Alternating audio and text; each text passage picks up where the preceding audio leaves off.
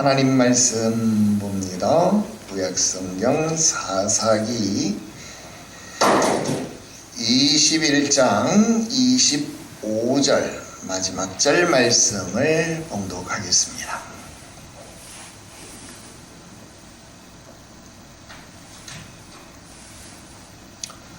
사사기 21장 25절 우리 한 구절 말씀을 한 목소리로 합독합니다. 읽어요. 시작. 그때에 이스라엘의 왕이 없으므로 사람이 각기 자기의 소견에 옳은 대로 행하였더라. 아멘. 할렐루야.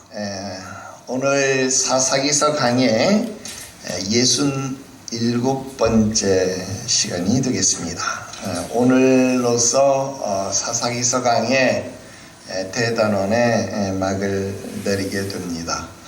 그래도 여러분 민수기, 신명기 이런 성경들을 공부할 때는 보통 70회, 80회를 넘고 그랬잖아요. 그런데 사사기서는 좀 준수하네요. 60회 단위로 끝났으니까 준수합니다. 어쨌든 이제 우리 67회로 사사기서를 마무리해서 여러분 그러다 보니까 여러분 어때요? 벌써요. 우리 모세오경 창출 내민신 엄밀하게 말하면 창세기 출애굽기는 부분을 공부한 거지만 창출 내민신 여호수아 사사기 룻기까지 공부했습니다. 8권을 다 공부한 겁니다. 여러분 성경 66권 중에 8권을 공부했습니다. 대단하지 않아요? 여러분 정말 엄청납니다. 이제 다음 주부터는 사무엘상 말씀을 새롭게 강해하게 됩니다. 사사기에 이어지는 부분이 되기 때문에 아마 여러분들에게 접근 그리고 이해가 더 쉬울 것이다. 그런 생각을 하게 됩니다. 사무엘상 말씀도 여러분들이 기대하셔도 좋겠다. 제가 그런 확신에 찬 음성으로 여러분들에게 말씀을 드리고 여러분들을 사무엘상 말씀으로 감히 또 초대해 마지 않습니다. 자, 아무튼 오늘은 사사기의 마지막 결론을 말씀드리려고 합니다. 오늘 25절 그때는 언제입니까?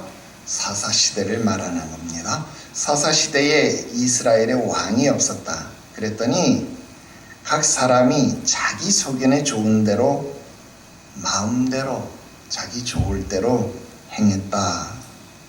여러분 이것이 사사기서의 마지막 말씀, 그러면서 사사기 전체를 관통하는 주제의 역할을 했다 하는 것입니다. 아닌 게 아니라 여러분 사사기 사건의 이해를 돕는 아주 그런 이 중요한 단초로서의 역할을 하는 것이 바로 이 사사기 21장 25절의 말씀이었다 하는 겁니다. 특별히 우리가 17장 이후부터 살펴보았던 말씀들은요, 여러분 사사기서 맨 뒷부분에 붙여져 있는 부록과 같은 말씀이었지만 사실 그 배경은 어디였어요? 사사기 초기 시대였다라는 거예요. 그러니까 사사기 처음부터 있었던 그 상황 속에서 이루어진 일들이 어떤 내용이었어요? 왕이 없었기 때문에 각 사람들이 자기 마음대로 행했다. 그런데 그 25절에 각 사람이라고 번역됐던 그 사람은 히브리어로 이쉬, 각 남자들, 그렇다 이 말이에요. 그 남자들이라고 번역된 이 이쉬라는 단어에 포커스를 맞추고 그 의미를 우리가 추적해 보았다라는 것입니다. 이제 사사기 전체를 마무리 지으면서 사사기 전체적인 결론을 우리가 정리를 하려고 합니다. 과연 사사기서는 우리들에게 어떤 메시지를 전달하려고 했을까요? 예, 오늘 그 중요한 메시지 4가지를 여러분들에게 전달해 드리겠습니다. 첫 번째로, 사사 때문에 보이지 않는 진짜 사사를 발견하라. 그것입니다. 뭐라고요? 사사기의 메시지는요, 눈에 보이는 사사가 아니라 눈에 보이지 않는 진짜 사사를 발견하는 것. 그것이 사사기의 메시지다라는 거예요. 여러분, 사사라는 말은 무슨 말입니까? 사사는 판관이다, 즉 재판관이다, 재판하는 사람이다, 이런 말이잖아요. 근데 지금 눈에 보이는 사사, 눈에 보이는 재판관은 우리가 말하는 이 크고 작은 사사, 여러분 대사사, 소사사라고 말하는 12명의 사사들 뿐이었지만, 진짜로 큰 사사, 진짜로 큰 재판관은 저와 여러분들을 영원히 심판하시는 진짜 영원한 판관이 되신 하나님이심을 알아야 된다는 겁니다. 그래서 사사기의 진짜 핵심 메시지는 무엇입니까? 바로 눈에 보이지 않는 진짜 사사, 진짜 판관이신 하나님을 발견하라. 여러분, 그것이 사사기가 우리들에게 보여주는 메시지다라는 겁니다. 여러분, 사사기에 등장하는 사사들의 이야기는요, 엄청난 상상력을 자극하는 소재임에 분명합니다.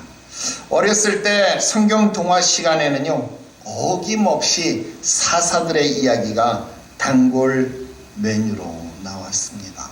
그래서 주일학교 가보면 성경 동화 시간에 선생님들이 들려주는 성경 동화는요, 다 이 사사들의 이야기, 그리고 거기에 덧붙여서 나오는 게 다니엘의 이야기, 엘리야의 이야기, 소년 다윗의 이야기, 여러분 이런 이야기가 거기에 덧붙였지, 여러분 사사들의 이야기는요, 절대로 빠지지 않는 성경 동화의 핵심이었다라는 겁니다. 또 나 역시 지금으로부터 한 30년 전에는요, 교육 전도사였잖아요.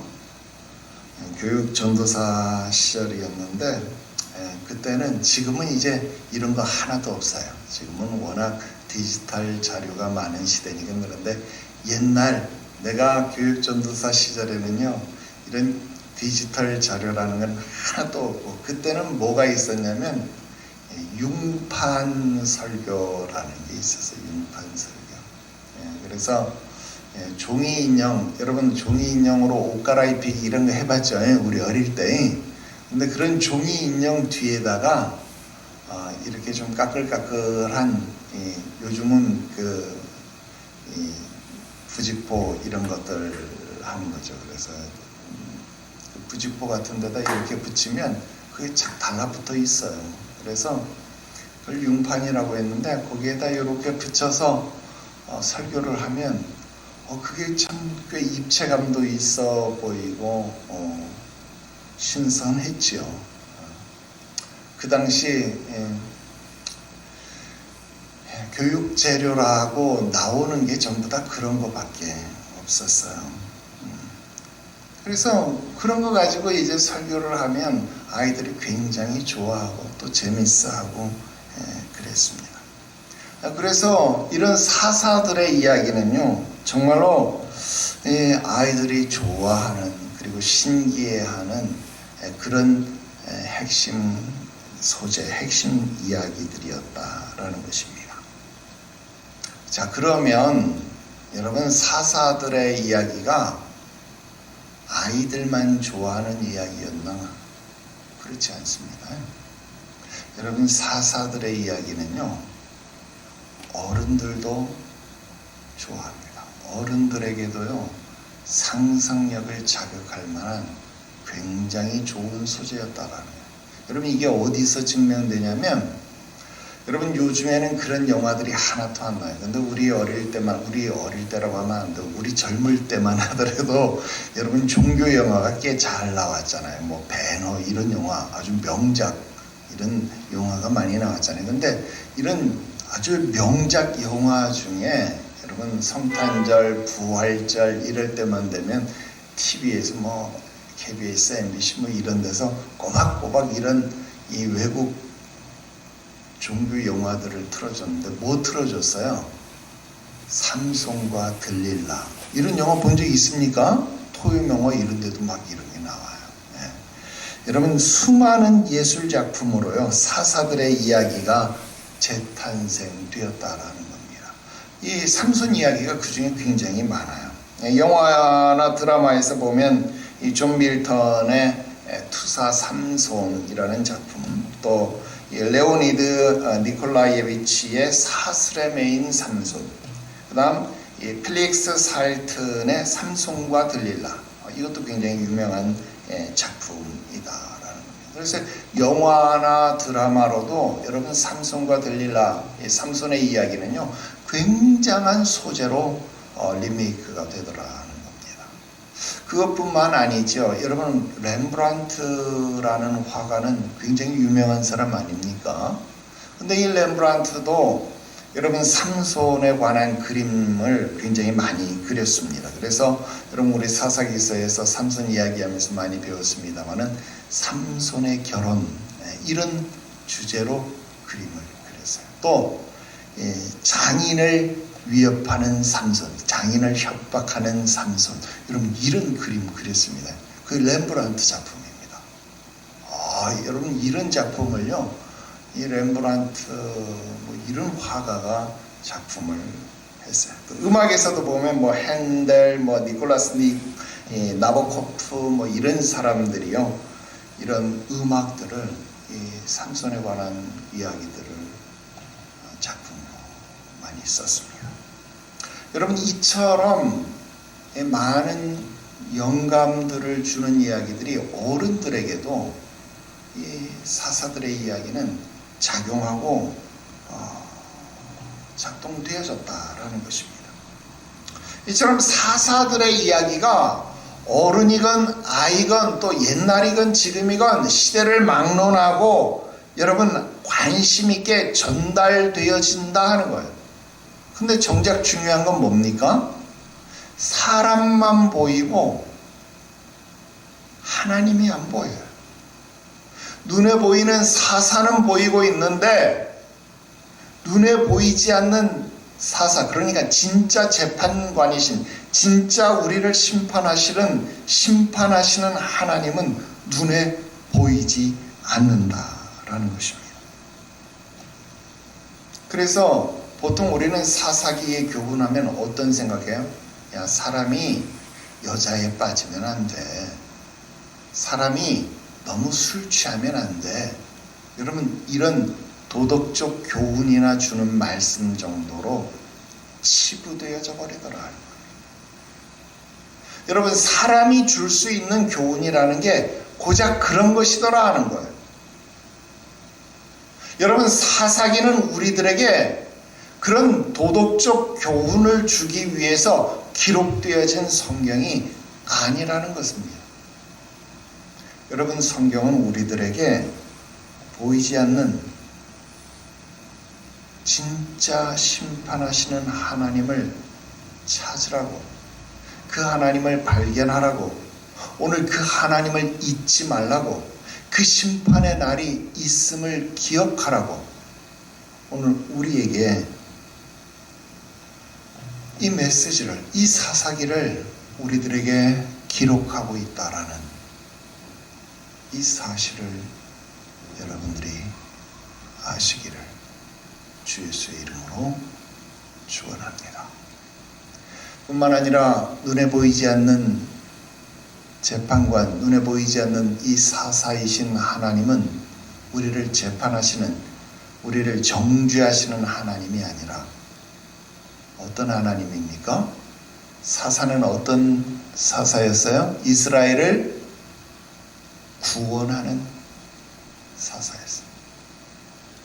이스라엘을 이방인 손에서 구원하시는 구원자 사사였다라는 거예요.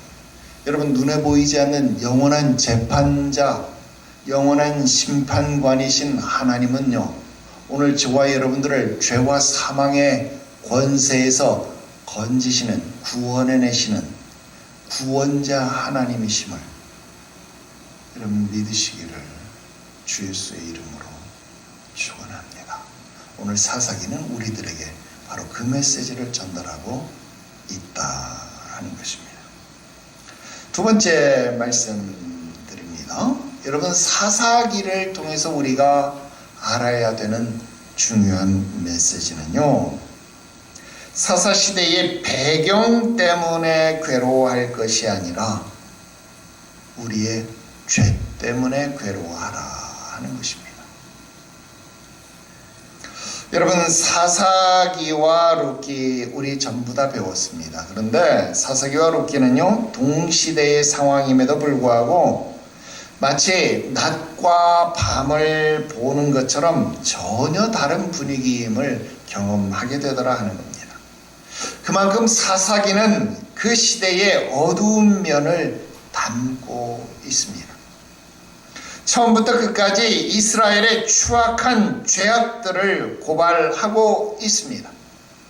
그들의 배도, 그들의 불순종, 그들 가운데 일어나는 내부 분열과 배신, 음행과 살인, 권력 다툼, 레위인들의 타락과 부패함,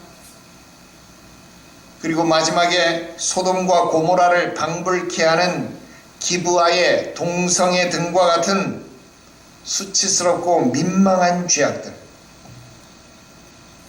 가장 암울하고 무거운 이야기들이 사사기에는요, 처음부터 끝까지 쉴 새 없이 진행되더라 하는 겁니다. 그래서 사사기는요, 주일학교에서는 가장 많이 설교되어졌지만, 아까 우리 주일학교 때 많이 했다 그랬잖아요. 주일학교 때는 가장 많이 영웅적인 이야기로 설교되어졌지만, 주일학교를 지나면서 가장 설교되지 않는 성경이기도 하다 하는 것입니다. 왜 그렇습니까? 사사기를 읽는 것만으로도 괴롭기 때문에 그렇습니다. 사사기를 읽는 것만으로도 아프기 때문에 그렇습니다. 마치 거울을 보는 것 마냥 슬프고 괴롭기 때문에 그렇습니다. 사사기는 우리 인간이 얼마나 철저하게 타락할 수 있는지, 사사기는 우리가 얼마나 철저하게 하나님을 배신할 수 있는지, 사사기는 우리가 얼마나 철저하게 죄악의 나락 속을 헤맬 수 있는지를 보여준다라는 겁니다. 여러분, 그래서 사사기는 더더욱 읽혀지고 더더욱 설교되어야만 한다 하는 것입니다.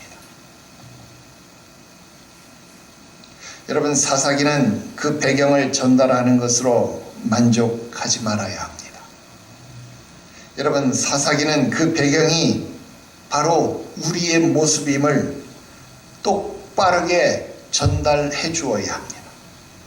사사기는 과거의 이야기가 아니라 그 사사기가 바로 오늘의 이야기임을 전달해 주어야 합니다.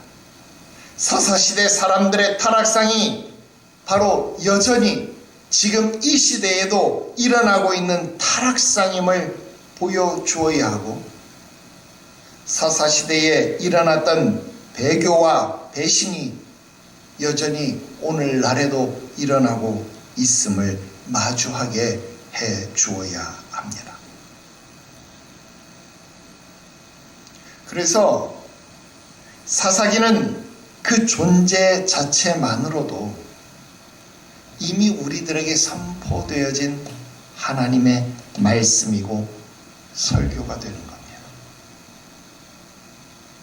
여러분, 예수님이 이 땅 위에 오신 것만으로도 빛이 세상에 왔고 빛이 세상에 온 것으로 사람들이 그 빛에 나오기를 싫어했다, 거부했다. 왜? 이는 자기의 행실이 드러날까 함이었다 그랬잖아요. 여러분, 사사기 말씀이 우리들에게 주어진 것만으로도 사람들은 사사기 말씀 읽기를 두려워했고 싫어했고, 왜? 이는 사사기 말씀을 통해서 우리의 죄가 드러날까 함입니다.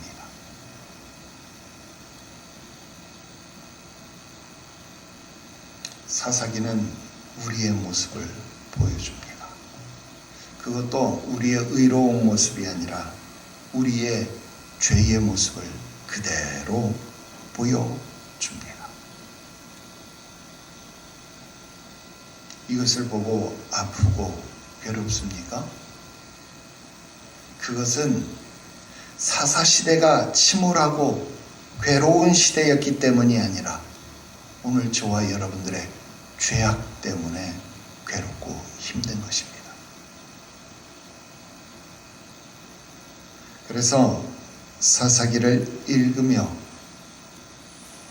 오늘 그 죄악의 현장을 사사, 심판에서, 정죄에서 여러분 그 죄의 문제를 해결하고 그 죄의 문제에서 구원하시는 진짜 사사를 만날 수 있게 되기를 주 예수의 이름으로 축원합니다. 세 번째 말씀 드립니다. 사사기서는 오늘 우리들에게 가나안에 살면서도 가나안을 누리지 못하는 현실을 고발하고 있다 하는 것입니다.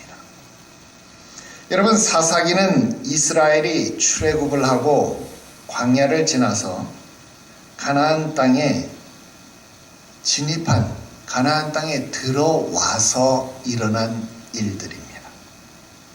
여러분, 성경적으로 보면요, 출애굽기를 지나서 민수기를 지나서 신명기를 지나서 여호수아를 지나서의 이야기가 사사기의 일입니다. 여러분, 이 말은 억압받던 노예 이스라엘이요, 약속의 땅, 적과 꿀이 흐르는 가나안 땅의 주인으로 들어왔음에도 불구하고 주인으로 살지 못했다라는 거예요. 노예가 땅을 받아서 땅의 주인으로 들어왔는데 땅의 주인으로 살지 못하고 이 땅에 와서도 여전히 이 땅에 살던 사람들에게 다시 억압받아서 뭐처럼 살았어요? 노예처럼 살았어요. 이 땅에서도 주인으로 살지 못하고 이 땅에서도 노예처럼 사는 그 어처구니 없는 삶을 고발하는 것이 사사기서의 기록입니다. 왜 그랬습니까? 마치 모세는 이 일을 보지 않고서도 보는 것처럼 말했습니다. 신명기에서 그 답을 우리들에게 주었습니다. 그 원인이 무엇이었습니까? 불순종이었습니다. 신명기 28장에 그 원인에 대해서 기록하고 있습니다. 너희가 하나님 말씀에 순종을 할 것이냐? 만약에 너희가 하나님 말씀에 순종을 하면 너희의 대적들이 너희를 치러 한 길로 왔다가도 너희 앞에서 7길로 뿔뿔이 흩어져서 도망을 갈 것이다. 그러나 너희가 하나님 말씀에 순종하지 못하고 불순종을 한다? 불순종을 할 것이냐? 그러면 너희가 그들을 치러 한 길로 갔다가도 그들 앞에서 7길로 뿔뿔이 흩어져서 도망갈 것이다. 여러분, 모세가 보지도 않았는데 마치 보는 것처럼 지금 사사기서에서 일어날 일을 신명기서에서, 그러니까 느보산 위에서 이 일을 마치 보는 것처럼 예언하고 있다 하는 겁니다. 그래서 사사기는 지금 내가 무엇을 누리고 있는지를 고발하는 겁니다. 여러분, 오늘 우리가 읽었던 본문 21장 25절, 그때에는 각 사람이 자기 소견에 좋은 대로 살았다 그랬잖아요. 각 사람이 자기 소견에 좋은 대로 살았다는 그 삶의 결과가 무엇이었습니까? 그 삶의 의미가 결국 무엇인지를 알려주더라는 거예요. 그 삶의 의미는 결국 가나안을 누리지 못했다는 겁니다. 하나님은 분명 이 땅이 젖과 꿀이 흐르는 땅이라 그랬는데, 여러분, 그 땅에서 자유를 누리지 못했고, 젖과 꿀이 흐르는 풍성함을 누리지 못했고, 그들은 쫓겨가고, 그들은 억압받고, 그들은 고통을 당했고, 그들은 끊임없이 살려달라고 하나님 앞에 울부짖어야 했고, 그때마다 하나님은 사사를 보내서 그들을 구원하셔야만 하는 이 황당한 일이 12번이나 반복되었더라 그 말입니다.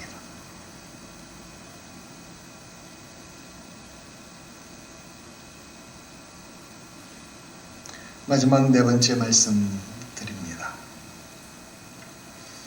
사사 시대는요, 역사의 한 부분에 있다라는 겁니다. 여러분, 성경은 우리들에게 구원의 길을 제시해 줍니다. 그런데 그 성경이 우리에게 전달되면서 그냥 아무렇게나 전달되지는 않았을 겁니다. 여러분, 나같이 하찮은 사람도 교육학을 공부했답시고 1년의 목회계획을 수립하고 5년의 중기계획을 수립하고 또 10년의 장기계획을 수립하고, 여러분, 그렇게 해서 여러분들하고 목회를 하고 신앙생활을 하는 겁니다. 물론 우리가 내일 일을 알 수 없지요. 그러니까 우리가 안개와 같은 인생을 사는 것 아닙니까? 그럼에도 불구하고 여러분, 우리는 그렇게 살아야 되지 않겠어요? 그죠? 계획하면서 살아야, 맞아요, 안 맞아요? 그렇게 살아야 되죠. 네. 여러분, 한 해 한 해 우리 교회 표 정해지고 이게 그냥 있는 게 아닙니다. 여러분, 다 계획에 따라서 그렇게 진행이 되어져야 하는 겁니다. 여러분, 사람도 이럴진데 하물며 하나님이 우리들에게 성경을 주실 때 그냥 아무렇게나 주셨겠느냐 이 말이에요. 성경 66권을 주시면서 아무렇게나 주시지 않았을 거다 이 말이에요. 창세기부터 요한계시록까지 하나님이 아무런 계획도 없이 그냥 주시지 않았을 겁니다. 적어도 그냥 나는 그렇게 봐요. 성경도 일종의 교재잖아요. 그러면 교재를 만들 때는 일련의 교육적인 의도를 가지고 편찬을 했을 거 아니냐 이 말이에요. 창세기를 맨 앞에 놓고 요한계시록을 맨 뒤에 놓은 의도가 있을 거 아니냐 그 말입니다. 이해됩니까? 그러면 여러분, 창조의 역사부터 시작해서 아담, 노아, 여러분, 이런 개인의 시대부터 시작, 그 다음 족장의 시대로 발전을 했습니다. 그죠? 아담과 노아의 시대는 개인의 이야기였어요. 개인의 이야기. 하지만 아브라함, 이삭, 야곱의 시대는요, 가문의 이야기였어요. 가문의 이야기.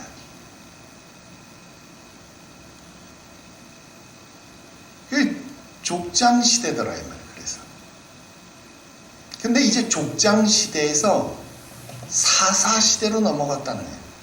여러분, 족장 시대에서 사사 시대로 갔다 이 말은 무슨 말이냐면, 족장은 아까 가문의 이야기라 그랬잖아요. 족장은 가문의 이야기인데 사사시대는 무슨 말이냐면 족장의 이야기가 이제는 민족의 이야기로 넘어갔다 그 말입니다. 여러분, 가문의 이야기가 이제는 민족의 이야기가 되었습니다. 그래서 무슨 아말렉 족속, 미디안 족속, 여러분 이런 민족의 이야기가 됐어요. 근데 이제 우리가 다음 주부터 배울 사무엘상, 이제 사무엘 하로 넘어가면 왕정 시대가 나오는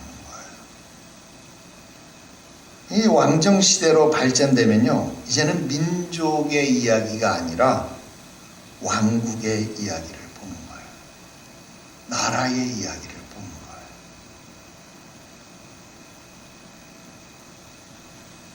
왕정 시대에서 포로 시대를, 그리고 귀한 시대를 보는 겁니다.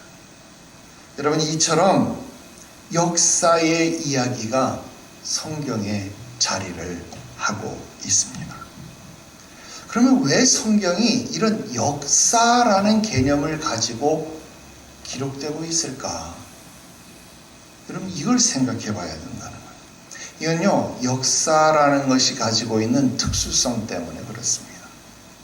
여러분, 역사는요, 내가 누구인지를 보여주는 거예요. 즉, 자기 정체성을 확립하는 유일한 수단이 바로 역사입니다.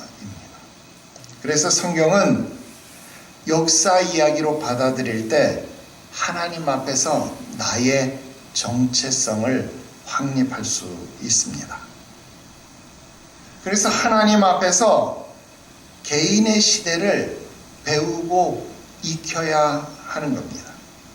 그래야 하나님 앞에서 아담처럼 내가 그의 지으신 바 그의 피조물이고, 가인처럼 내가 하나님 앞에 죄인인 존재임을 깨닫게 되고, 노아처럼 내가 하나님 앞에서 구원이 필요한 존재임을 깨닫게 되는 겁니다. 또 족장시대로 발전해서 아브라함처럼 우리가 믿음의 가문이 되어야 함을 깨달아야 하는 겁니다. 이삭처럼 순종의 가문이 되어야 함을 알아야 하는 겁니다. 야곱처럼 기도하는 가문이 되어야 하는 겁니다. 여러분, 이처럼 역사의 이야기는 우리의 정체성을 형성하는 겁니다. 나의 체험, 그리고 나와 다른 이들과의 관계, 내 선택과 그 선택에 따른 행동, 반응, 결과, 여러분, 이런 모든 것들을 통해서 내 정체성을 찾고 그 정체성과 또 새로운 정체성을 형성하며 발전해 나가는 겁니다. 그게 신앙생활이에요. 여러분, 이 신앙생활을 통해서 하나님을 어떻게 만나는 거예요? 인격적으로 만나는 거예요. 어디에서? 역사의 현장에서 인격적으로 만나는 거예요. 여러분, 여기서 다시 오늘 본문의 말씀을 읽으면 결론이 됩니다. 읽어볼게요. 시작. 그때에 이스라엘에 왕이 없으므로 사람이 각기 자기의 소견에 옳은 대로 행하였더라. 자, 그러면 여러분은 오늘 어떻게 살 것인가를 고민하라. 바로 이것이 사사시대의 메시지입니다. 그때의 이스라엘 사람들은 그렇게 살았는데 우리는 그렇게 살지 말자는 겁니다. 그때 그 사람들은 그렇게 살았지만 너는 어떻게 살 것이냐고 지금 사사기는 우리에게 질문을 하기 위해서 존재하고 있다는 겁니다. 그때 이스라엘의 왕이 없었기 때문에 각기 사람이 자기 소견에 좋은 대로 살았어. 너는 어떻게 살 건데? 사사기는 지금 우리에게 질문이 생략된 채로 여러분들에게 묻고 있습니다. 바로 이것이 사사기가 역사의 모습으로 저와 여러분들에게 전달하는 메시지입니다. 이제 결론 지어 말씀드립니다. 그렇습니다. 오늘 우리는 어떻게 살고 있습니까? 그래요. 구약은요, 결코 옛날 이야기가 아닙니다. 구약은요, 오히려 하나님을 인격적으로 만날 수 있는 방법입니다. 우리는 과거의 역사를 오늘에 소환해서 나는 어떻게 할 것인지를 묻고 대답하면서 하나님을 찾고 구하고 만나는 것, 그것이 역사를 주관하시는 하나님을 오늘의 삶의 모습 속에서 만나는 거예요. 다시 예를 들어볼게요. 아브라함이 옮겨가는 곳마다 제단을 쌓고 여호와의 이름을 불렀더라. 아브라함은 그렇게 살았대. 너는 어떻게 하는데? 이게 성경의 역사를 바라보며 하나님을 만나는 성경의 질문입니다. 여러분은 어떻게 하는데요? 이렇게 물으면 여러분을 돌이켜볼 수 있고, 오늘 여러분들이 하나님을 구하고 찾고 두드리는 방법으로 나아갈 수 있습니다. 사사기는 암울하고 어두웠습니다. 그래서 싫어야 합니까? 아닙니다. 어두우니까 빛이신 주님이 더 잘 보이는 겁니다. 악하고 패역한 역사를 보면서 우리의 부패한 본성을 거울로 보듯이 더 잘 볼 수 있습니다. 그러니 경계로 삼을 수 있는 겁니다. 영웅처럼 보이는 사사들을 보면서 그들을 의지하고 기대하려고 했습니까? 그러니까 실패하고 넘어지는 겁니다. 그들에게 환호하고 그들을 따라갔습니까? 여러분, 이들을 보면서 같은 실패, 같은 넘어짐을 경험할 것이 아니라 여러분, 이들을 바라보면서 영원한 사사이신, 영원한 왕이신 하나님을 구하고 찾으십시오. 그리고 실패했던 그들을 보면서 여러분, 실망도 하지만 위로도 받으십시오. 왜? 우리도 실수할 수 있다는 위로를 거기서 얻을 수 있고요. 이들과 같은 일시적 영웅이 아니라 진정한 영웅, 진정한 사사, 영원한 왕이신 하나님을 찾아야 한다, 만나야 한다, 그런 교훈을 얻을 수 있다는 겁니다. 이제 사무엘상 강해를 통해서 과연 우리는 또 어떤 역사적 해석을 마주하게 될까요? 다음 주부터 시작됩니다. 더 열심히 주의 뜻을 구하고 전진합시다. 기도드리겠습니다. 거룩하신 하나님 아버지,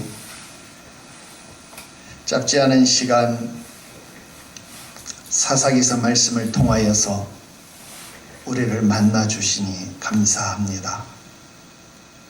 참 마음이 무거웠던 어두운 그림자와 같은 이야기들이었습니다. 그러나 그 속에 재미도 있었고 감동도 있었고 또 그 속에서 역사하시는 하나님의 발자취도 보았습니다.